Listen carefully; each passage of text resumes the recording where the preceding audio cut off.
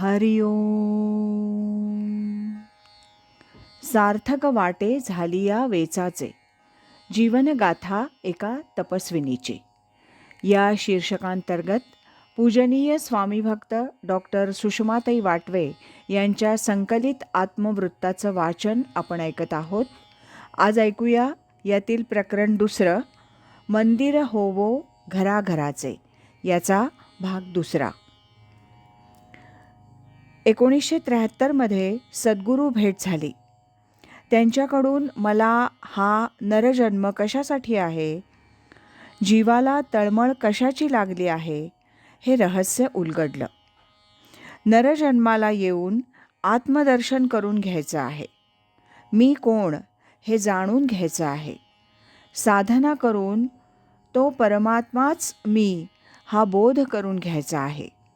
या नरजन्माच्या फेऱ्यातून जीवाला मुक्त व्हायचं आहे. त्यानंतर त्या दिशेनं मी मागे वळून न पाहता तडक चालायला लागले. ते ध्येय गाठेपर्यंत थांबले नाही. माझा जिद्दी स्वभाव कोणत्याही अडथळ्याला न जुमानता त्या दिशेनं अव्याहत चालत राहिला. त्या मार्गावर परमेश्वरानं, सद्गुरूंनी मला अखंड साथ दिली, शक्ती पुरवली, मार्गदर्शन केलं आणि त्यांना अपेक्षित कार्य त्यांनीच या देहयंत्राकडून करवून घेतलं.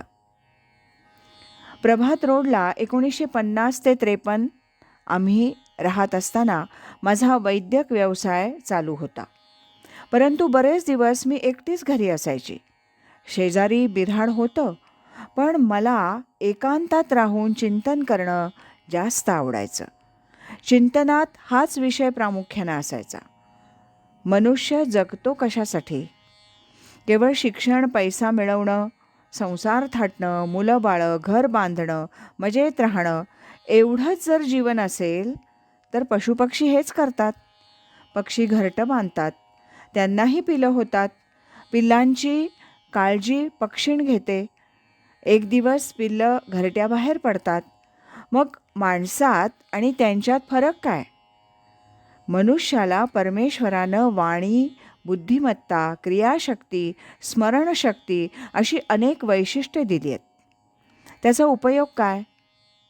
या प्रश्नाचं उत्तर मला त्यावेळी मिळालं नाही.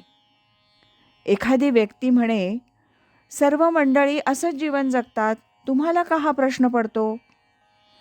या उत्तरानं माझं समाधान होत नसे.